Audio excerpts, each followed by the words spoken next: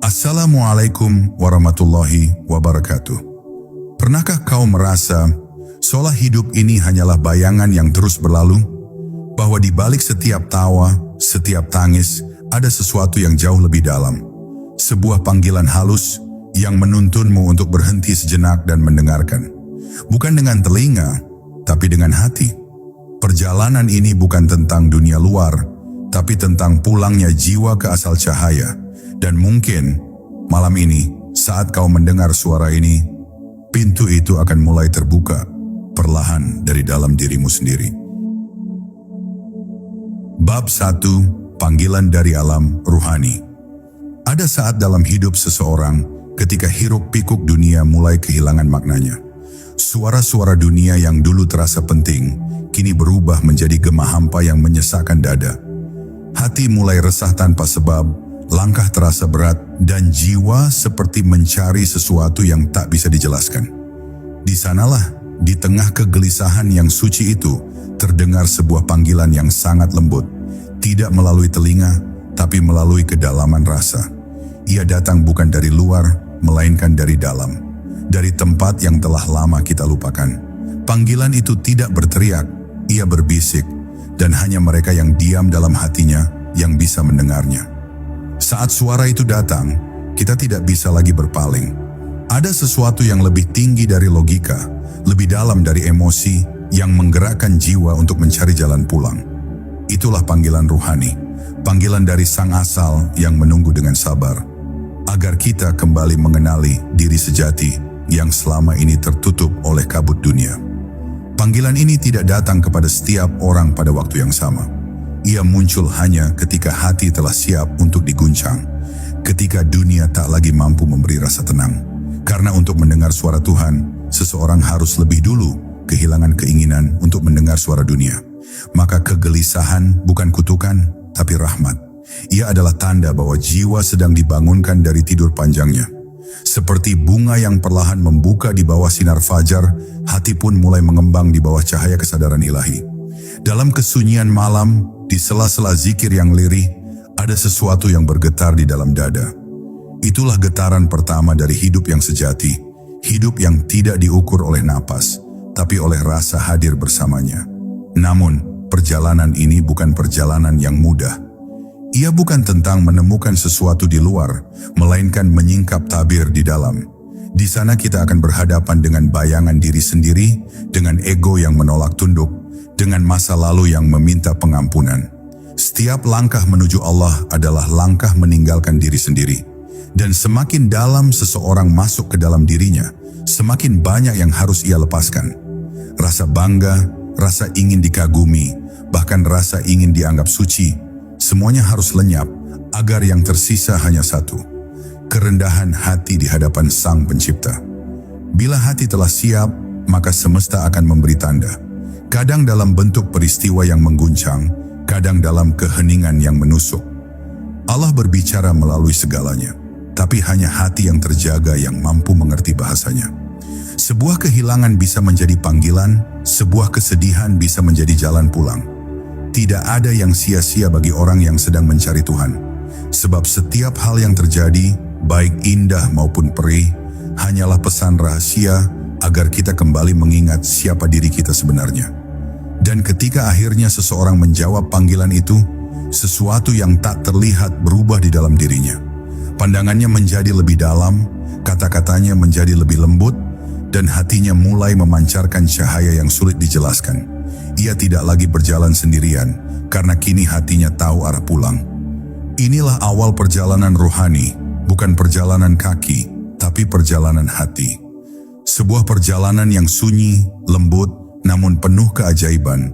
Perjalanan untuk menemukan kembali sang cahaya yang sejak awal selalu bersemayam di dalam diri. Bab 2. Sunyi sebagai guru. Ada saat di mana seseorang mulai lelah berbicara, lelah menjelaskan, lelah berlari mengejar sesuatu yang tak pernah benar-benar memuaskan. Lalu tanpa direncanakan, ia mulai diam. Awalnya diam karena tidak tahu harus berkata apa, tapi perlahan diam itu menjadi ruang yang menenangkan. Di dalam diam, ia mendengar sesuatu yang selama ini tenggelam oleh bising dunia. Ia mendengar detak jiwanya sendiri, mendengar bisikan halus yang datang dari kedalaman hati. Disitulah dalam sunyi seseorang mulai mengerti bahwa keheningan bukan kekosongan, melainkan tempat di mana Allah berbicara paling lembut. Tidak dengan suara, tapi dengan rasa yang menyentuh bagian terdalam dari keberadaan kita. Kesunyian mengajarkan hal-hal yang tak bisa diajarkan oleh kata-kata. Ia mengajarkan kesabaran, mengajarkan penerimaan, dan mengajarkan bagaimana merasakan kehadiran tanpa bentuk. Dalam sunyi, kita tidak lagi melihat dunia seperti sebelumnya. Wajah-wajah menjadi lebih jernih, waktu terasa lebih lambat, dan setiap hembusan napas menjadi zikir yang tidak terucap. Kita mulai menyadari bahwa Tuhan tidak pernah jauh, hanya saja hati kita terlalu bising untuk mendengarkannya. Maka, tugas kita bukan mencarinya di tempat lain, tetapi menenangkan gelombang batin yang membuat kita buta akan kehadirannya. Namun jalan menuju sunyi tidak selalu indah. Di awalnya, diam terasa seperti penjara. Pikiran berontak, hati gelisah, dan bayangan masa lalu bermunculan satu persatu. Semua luka yang pernah kita tutup, kini mengetuk pintu kesadaran. Tapi disitulah letak rahasianya, karena hanya dalam sunyi kita bisa benar-benar melihat siapa diri kita. Bukan citra yang kita tampilkan pada dunia, tapi wajah sejati yang selama ini tersembunyi di balik topeng-topeng peran. Sunyi bukan tempat untuk lari, tapi ruang untuk berjumpa dengan diri sendiri. Dan hanya mereka yang berani menatap ke dalam kegelapan batinnya yang akhirnya akan menemukan cahaya. Jika seseorang mampu bertahan dalam sunyi tanpa takut, maka sesuatu yang lembut mulai tumbuh di dalam dirinya. Ia mulai mengerti makna kehadiran. Ia tidak lagi merasa sendiri, karena di dalam diam itu, ia merasakan bahwa ada yang maha dekat sedang menatapnya dengan kasih. Setiap embusan napas menjadi salam antara hamba dan Tuhannya. Setiap getar rasa menjadi bahasa cinta yang tidak membutuhkan kata.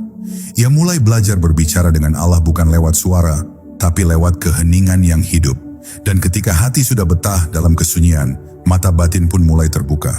Ia tidak melihat cahaya yang menyilaukan, tidak mendengar suara yang mengguncang. Yang ia rasakan hanyalah ketenangan yang sulit dijelaskan. Sebuah kehadiran yang begitu lembut, begitu nyata, namun tak bisa disentuh. Dari situlah seseorang mengerti bahwa sunyi bukan kekosongan, tapi pintu. Pintu menuju perjumpaan. Di balik kesunyian, ternyata ada lautan cahaya. Dan barang siapa berani menenggelamkan diri ke dalamnya, ia akan menemukan rahasia yang tidak pernah bisa dijelaskan oleh siapapun. Karena rahasia itu hanya bisa dirasakan oleh hati yang telah tenang. Bab 3. Pertempuran dengan nafsu. Di dalam setiap diri manusia, ada medan pertempuran yang tidak terlihat oleh mata, tapi terasa oleh hati. Di sanalah dua kekuatan saling berhadapan, cahaya dan kegelapan, kesadaran dan kelalaian, keikhlasan dan keakuan. Dan di tengah-tengahnya berdirilah diri kita yang rapuh, yang setiap hari harus memilih ke arah mana akan condong. Inilah medan perang yang disebut oleh para arif sebagai jihad akbar, perjuangan melawan diri sendiri. Tidak ada pedang, tidak ada darah, tapi luka yang ditinggalkannya jauh lebih dalam daripada luka di tubuh. Nafsu tidak menyerang dari luar, ia berbisik dari dalam dengan suara yang lembut namun menipu. Ia berkata, "Ikuti aku dan engkau akan bahagia." Padahal setiap langkah yang diikutinya justru menjauhkan kita dari kedamaian yang sejati. Pertempuran melawan nafsu bukan untuk orang yang lemah. Ia memerlukan keberanian untuk menatap cermin batin dan mengakui siapa kita sebenarnya. Karena musuh terkuat bukanlah orang lain, tapi bayangan diri kita sendiri yang ingin terus dipuja, dibenarkan dan disanjung. Nafsu menyukai pujian, mencari perhatian, bahkan dalam ibadah ia masih ingin dikenal. Ia bisa menyamar menjadi amal, menjadi kesalehan, menjadi cinta kepada Tuhan, padahal di dalamnya tersembunyi keinginan untuk dilihat manusia. Inilah mengapa banyak orang tersesat di jalan spiritual. Mereka berhenti di tengah cahaya yang belum sempurna, mengira itu adalah tujuan, padahal itu hanya bayangan dari nafsu yang belum ditaklukkan. Menaklukkan nafsu bukan berarti membunuhnya, melainkan menundukkannya agar bersujud kepada Allah. Karena tanpa nafsu, manusia tidak akan hidup, tapi bila nafsu dibiarkan memimpin, manusia akan kehilangan arah. Maka, jalan yang benar adalah mengendalikannya dengan kesadaran, menjadikannya pelayan bagi ruh, bukan tuan atas hati. Setiap kali keinginan muncul, tanyakanlah, apakah ini membawa aku lebih dekat kepada Allah atau justru menjauh? Bila hati tenang menjawab, engkau sedang berada di jalan yang lurus. Tapi bila ada kegelisahan halus yang mengiringi keinginanmu, itulah tanda bahwa nafsu sedang berbisik. Dengarkan dengan hati yang jernih, karena kebenaran selalu datang dengan ketenangan, dan kebatilan selalu datang dengan resah. Dalam perjalanan ini, air mata menjadi saksi. Ada saat di mana engkau menangis bukan karena sedih, tapi karena menyadari betapa sering engkau kalah oleh dirimu sendiri. Namun jangan putus asa, karena setiap kali engkau kalah, Allah masih menunggu untuk memelukmu kembali. Ia tidak menilai seberapa sering engkau jatuh, tapi seberapa tulus engkau ingin bangkit. Ketika nafsu mulai tunduk, hati menjadi ringan dan pandangan menjadi jernih. Dunia masih sama, tapi maknanya berubah. Tidak ada lagi musuh di luar, karena engkau telah menaklukkan musuh di dalam. Dan pada akhirnya, orang yang berhasil menundukkan nafsunya tidak akan tampak hebat di mata manusia. Justru wajahnya penuh ketenangan, ucapannya lembut, dan hatinya bergetar setiap kali menyebut nama Allah. Ia tidak lagi ingin dikenal, tidak ingin dipuji, karena ia tahu segala sesuatu hanyalah miliknya. Inilah kemenangan sejati, bukan ketika engkau menguasai dunia, tapi ketika engkau menundukkan dirimu sendiri. Dari sinilah mata batin mulai terbuka, melihat bukan dengan keinginan, tapi dengan cahaya yang dipancarkan dari hati yang telah tunduk kepada Tuhan. Bab 4. Pembersihan hati. Hati manusia bagaikan cermin yang memantulkan cahaya ilahi. Namun seiring waktu, cermin itu tertutup oleh debu keakuan, oleh karat dosa yang halus, oleh bayangan cinta dunia yang menipu. Cahaya Allah tidak pernah berhenti memancar, tapi hati yang kotor tak lagi mampu memantulkannya. Maka perjalanan ruhani sesungguhnya adalah perjalanan untuk membersihkan hati, bukan dari noda di luar, tapi dari kegelapan yang bersarang di dalam. Setiap kebencian, setiap iri, setiap kesombongan kecil yang disembunyikan adalah lapisan-lapisan tipis yang menutupi pandangan batin dari keindahan Tuhan. Dan sebelum seseorang bisa melihat kebenaran, ia harus terlebih dahulu berani menatap kotoran yang menempel di cerminnya sendiri. Membersihkan hati bukan perkara yang mudah, karena untuk melakukannya, seseorang harus rela hancur di hadapan kejujuran. Ia harus mengakui betapa sering ia berpura-pura baik, betapa sering amalnya dilandasi rasa ingin dilihat, betapa sering lisannya menyebut nama Allah sementara hatinya masih terpaut pada dunia. Proses ini menyakitkan, seperti luka yang dibersihkan agar sembuh. Tapi dari rasa sakit itulah muncul kedekatan yang sejati. Sebab Allah tidak melihat siapa yang paling suci, tapi siapa yang paling jujur dalam mengakui kotorannya. Dan ketika air mata tobat jatuh dengan sungguh-sungguh, di sanalah titik balik dimulai dari gelap menuju cahaya. Zikir menjadi alat pembersih yang paling halus. Bukan sekadar lafaz di bibir, tapi kehadiran hati yang mengingat Allah di setiap detik kehidupan. Saat lidah mengucap Allah, hati ikut bergetar, dan di sanalah satu demi satu debu di cermin mulai hilang. Tidak perlu memaksa, cukup hadir, cukup sadar, cukup mencintai dalam diam. Zikir bukan hanya bacaan, tapi jalan pulang bagi hati yang telah lama tersesat. Ia membersihkan tanpa disadari, seperti embun yang jatuh di pagi hari, menyejukkan daun yang semalam tertutup debu. Ketika hati mulai bersih, cara pandang seseorang akan berubah. Ia tidak lagi melihat kehidupan sebagai beban, tapi sebagai pesan. Setiap kejadian, baik manis maupun pahit, menjadi ayat dari Tuhan yang sedang mengajarkan sesuatu. Ia tidak lagi cepat menilai, tidak mudah marah, karena hatinya mulai peka terhadap kehendak Allah yang tersembunyi di balik setiap peristiwa. Dunia masih sama, tapi yang memandangnya telah berbeda. Pandangan batin yang jernih mampu melihat rahmat di balik musibah, dan hikmah di balik kehilangan. Dan saat hati benar-benar bersih, sesuatu yang indah terjadi. Seseorang akan merasa seolah seluruh dunia berzikir bersamanya. Angin yang berhembus, cahaya yang menembus jendela, bahkan kesunyian malam, semuanya terasa hidup dan bertasbih. Itulah saat mata batin mulai terbuka, bukan Bukan karena melihat hal-hal gaib, tapi karena mulai merasakan kehadiran Allah dalam segala sesuatu. Di tahap ini, tidak ada lagi aku dan dia. Yang tersisa hanyalah kesadaran bahwa segalanya berasal darinya, berjalan dengannya, dan akan kembali kepadanya. Disitulah hati menjadi cermin yang bersih, dan cahaya ilahi pun kembali berkilau dari dalam diri. Bab 5. Mengenal diri untuk mengenal Tuhan. Ada satu rahasia besar yang disampaikan oleh para arif dan kekasih Allah. Sebuah kalimat yang sederhana, namun menembus kedalaman makna. Barang siapa mengenal dirinya, maka ia mengenal Tuhannya. Kalimat ini bukan sekadar petuah untuk dihafal, tapi kunci untuk membuka pintu makrifat yang sesungguhnya.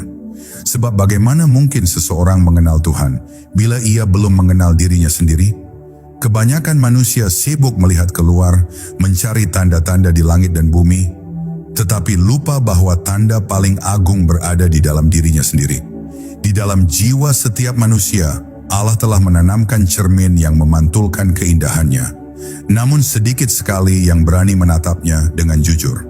Karena untuk mengenal diri, seseorang harus berani menelanjangi segala ilusi tentang siapa dirinya. Mengenal diri bukan berarti mengingat nama, profesi, atau kisah masa lalu, tapi menyelami siapa yang sebenarnya sedang hidup di balik napas ini. Siapa yang sedang merasakan, siapa yang sedang berpikir, siapa yang sedang mencintai.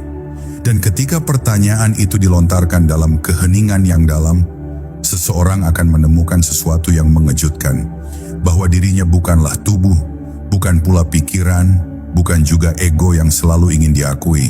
Semua itu hanyalah pakaian sementara yang suatu hari akan dilepas. Di balik semua itu, ada ruh, ada cahaya, ada kehadiran yang tidak berubah meski dunia berubah. Itulah hakikat diri yang sejati, bagian dari rahasia ilahi yang ditiupkan langsung oleh Tuhan. Namun untuk sampai pada pengenalan itu, manusia harus melalui jalan panjang yang penuh perenungan. Ia harus berani hancur dari identitas yang ia bangun sendiri. Ia harus siap kehilangan rasa kepemilikan, bahkan terhadap dirinya sendiri. Karena semakin seseorang mengenal dirinya, semakin ia sadar bahwa sebenarnya tidak ada yang bisa disebut aku. Yang ada hanyalah Dia, yang menghidupkan, yang menggerakkan, yang berbicara melalui lidah ini, yang merasa melalui hati ini. Dan ketika kesadaran itu muncul, bukan keangkuhan yang lahir, tapi kerendahan yang mendalam. Seseorang yang mengenal dirinya tidak akan sombong karena ia tahu dirinya hanyalah bayangan dari cahaya yang lebih agung. Mengenal diri juga berarti mengenal kelemahan. Menyadari betapa mudahnya hati goyah, betapa cepatnya pikiran berubah, betapa seringnya kita lupa kepadanya. Namun dari pengakuan akan kelemahan itu, lahirlah kekuatan. Karena ketika seseorang berhenti bergantung pada dirinya, ia mulai bersandar sepenuhnya kepada Allah. Ia tidak lagi mencari kehormatan di mata manusia, karena ia telah menemukan ketenangan dalam pandangan Tuhannya. Inilah awal dari kebebasan sejati, bebas dari diri sendiri, bebas dari rasa ingin memiliki, dan bebas dari hausnya pengakuan dunia. Dan ketika seseorang telah mengenal dirinya dengan sebenar-benarnya, ia akan menemukan bahwa Tuhan tidak pernah jauh. Ia bukan sesuatu yang dicari di luar, bukan sesuatu yang didatangi dari tempat yang jauh. Ia selalu hadir, bersemayam dalam kesadaran yang paling dalam, bahkan lebih dekat dari urat leher. Di titik ini, doa bukan lagi permintaan, tapi perjumpaan. Zikir bukan lagi lafaz, tapi kesadaran yang hidup. Seseorang yang mengenal dirinya tidak lagi sibuk mencari Tuhan, karena ia telah melihat bahwa seluruh keberadaannya adalah tanda darinya. Inilah makna sejati dari perjalanan ruhani, perjalanan yang berakhir bukan dengan menemukan sesuatu yang baru, tetapi dengan mengingat sesuatu yang sebenarnya tidak pernah hilang, kehadiran Allah di dalam diri. Bab 6. Rahasia, keikhlasan, dan kepasrahan. Ada satu rahasia yang hanya bisa dipahami oleh hati yang telah hancur, rahasia keikhlasan. Karena ikhlas bukan sesuatu yang bisa dipelajari dari buku, bukan pula hasil dari niat yang kuat semata. Ia adalah anugerah yang lahir dari luka yang diterima dengan ridha. Ikhlas muncul ketika seseorang berhenti melawan kehendak Tuhan, berhenti menuntut kehidupan berjalan sesuai keinginannya, dan mulai percaya bahwa setiap takdir, baik yang manis maupun yang pahit, adalah bagian dari kasih sayang Allah yang belum dimengerti. Dalam keheningan batin, seseorang mulai menyadari bahwa semua yang terjadi bukan untuk menyakitinya, tapi untuk membersihkannya. Dan ketika hati mulai memahami ini, perlahan-lahan genggaman egonya mulai melemah. Ia berhenti menggenggam dunia dan mulai membuka tangan kepada langit. Keikhlasan bukan berarti pasrah tanpa usaha, tapi berusaha tanpa menggantungkan hasil. Ia bekerja dengan sungguh-sungguh, namun hatinya tenang bila hasilnya berbeda dari harapan. Karena ia tahu yang menentukan bukan dirinya. Ia hanya menjalani peran, dan Allah adalah pengatur segalanya. Dalam keadaan ini, hati terasa ringan. Tidak ada lagi beban dari masa lalu, tidak ada lagi ketakutan akan masa depan. Yang tersisa hanyalah kesadaran bahwa semua langkah, semua napas, semua kejadian adalah bagian dari satu tarikan napas ilahi yang sedang bekerja melalui dirinya. Ia mulai mengerti makna la haula wa la quwata illa billah, bahwa tidak ada daya dan upaya kecuali dengan izin Allah. Kepasrahan sejati bukan berarti menyerah karena lemah, tapi menyerah karena percaya.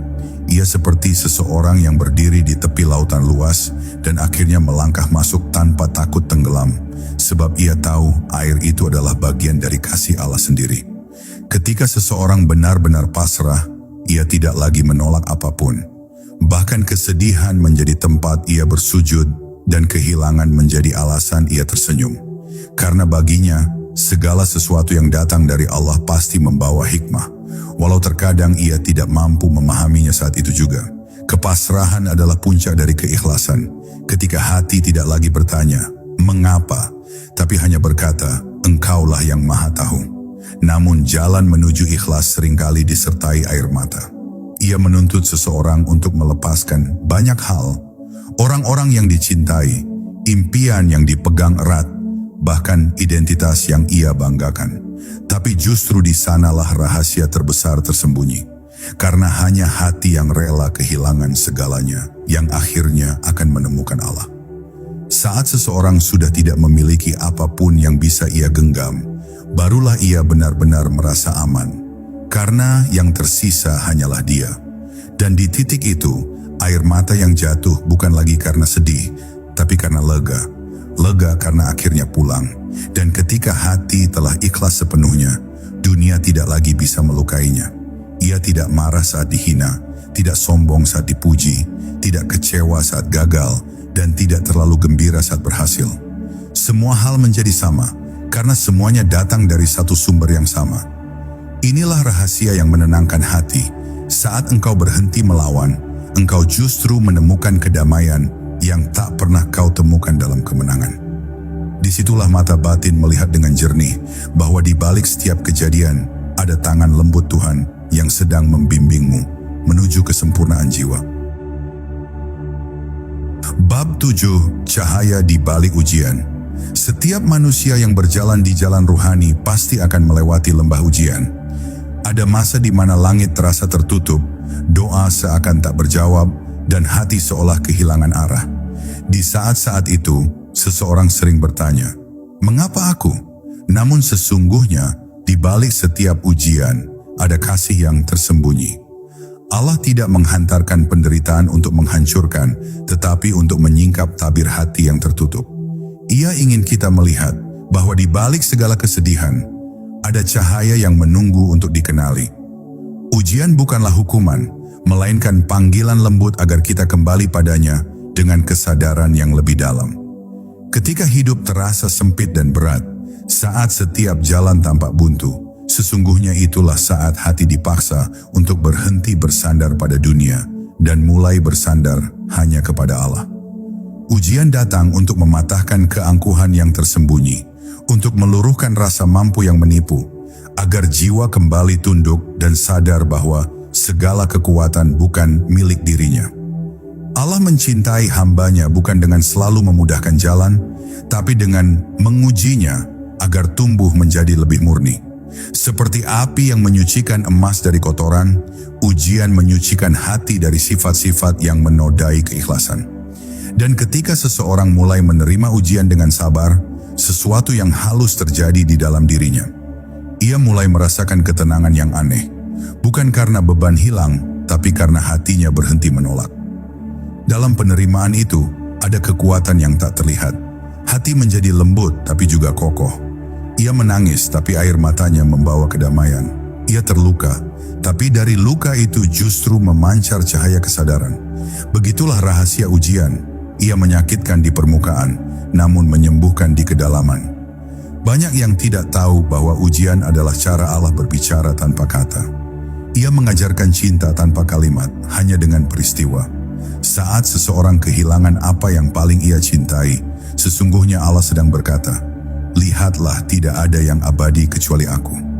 Saat semua jalan tertutup, Allah sedang berbisik, "Datanglah kepadaku, Aku satu-satunya jalan yang tak pernah tertutup."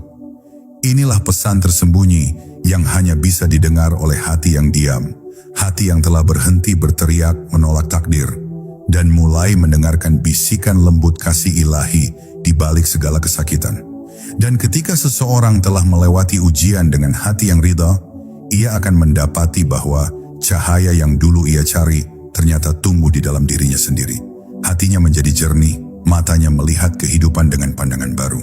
Ia tidak lagi takut kehilangan, tidak lagi marah pada keadaan, karena ia tahu semua yang terjadi adalah bagian dari rencana yang sempurna. Ia tersenyum pada ujian sebab kini ia paham bahwa di balik setiap luka ada cahaya yang menuntun pulang. Cahaya itu adalah kasih Allah yang selalu menunggu di ujung setiap kesabaran. Bab 8. Mengenal diri, mengenal Tuhan. Ada sebuah rahasia kuno yang berbisik dari dalam setiap jiwa. Barang siapa mengenal dirinya, maka ia akan mengenal Tuhannya. Namun untuk mengenal diri, seseorang harus berani menyelami kedalaman yang sering ia hindari. Ia harus berani menatap ke dalam bayangan yang ia sembunyikan di balik kesibukan, topeng, dan kebanggaan. Karena diri sejati tidak ditemukan di permukaan yang gemerlap, tapi di kedalaman yang sunyi. Tempat di mana tidak ada yang tersisa selain kejujuran antara manusia dan Tuhannya. Dalam keheningan itu, seseorang mulai bertanya, "Siapakah aku sebenarnya? Apakah aku tubuh ini, pikiran ini, ataukah ada sesuatu yang lebih halus yang hidup di balik napas dan diamnya jiwa?" Saat seseorang benar-benar menengok ke dalam, ia akan mulai melihat bahwa dirinya hanyalah cermin. Semua yang ia lihat di luar, baik kebahagiaan maupun kesedihan, hanyalah pantulan dari apa yang ada di dalam hatinya. Bila hatinya keruh, dunia tampak gelap. Bila hatinya jernih, dunia menjadi terang. Maka perjalanan mengenal diri bukanlah perjalanan ke tempat baru, melainkan perjalanan kembali kepada kejernihan yang dulu pernah ia miliki sebelum dunia mengotori pandangannya. Ia mulai menyadari bahwa setiap sifat buruk yang ia benci di orang lain sesungguhnya adalah cermin dari bayangan dirinya yang belum ia terima. Dan setiap kebaikan yang membuatnya tersentuh, sejatinya adalah cahaya Tuhan yang bergetar di dalam dirinya sendiri. Mengenal diri bukan berarti memuja diri, tapi mengakui dengan jujur kelemahan yang selama ini disembunyikan. Karena hanya dari pengakuan itulah pintu ma'rifat terbuka. Ketika seseorang melihat dirinya tidak berdaya, disitulah ia mulai mengenal daya Tuhan. Saat ia sadar bahwa hatinya rapuh, disitulah ia mengenal kasih Tuhan yang menguatkan. Dan saat ia menyadari bahwa dirinya tidak memiliki apapun, disitulah ia mengenal kemurahan Tuhan yang memberi segalanya. Dengan mengenal diri, ia berhenti mencari Tuhan di luar, di gunung, di langit, di tempat-tempat suci, karena ia mulai menemukannya di dalam hatinya sendiri. Dalam setiap hembusan napas yang menyebut namanya tanpa suara. Semakin dalam seseorang mengenal dirinya, semakin ia sadar bahwa yang disebut aku bukanlah sesuatu yang terpisah dari Allah. Ego hanyalah tirai, dan di balik tirai itu ada lautan ketenangan yang tanpa batas. Ia mulai melihat bahwa semua gerak, semua rasa, semua ilham datang dari satu sumber yang sama. Maka, mengenal diri bukanlah akhir perjalanan, tapi awal dari kesadaran baru. bahwa tidak ada yang benar-benar ada kecuali Dia. Semua yang lain hanyalah bayangan yang berlalu di atas permukaan air kesadaran. Dan ketika seseorang sampai di titik itu, ia tidak lagi merasa lebih tinggi atau lebih rendah dari siapapun. Ia tidak lagi menilai, tidak lagi membandingkan, karena ia tahu semua berasal dari Tuhan dan semua sedang dalam perjalanan pulang kepadanya. Ia memandang manusia dengan kasih, karena di dalam setiap wajah yang ia lihat ada sinar yang sama, sinar ilahi. Maka mengenal diri sejati berarti hidup dalam kesadaran ilahi itu, berjalan di dunia dengan hati yang jernih dan lembut, seperti air yang mengalir tanpa pamrih, memberi tanpa merasa memberi, dan mencintai tanpa alasan apapun selain karena Allah.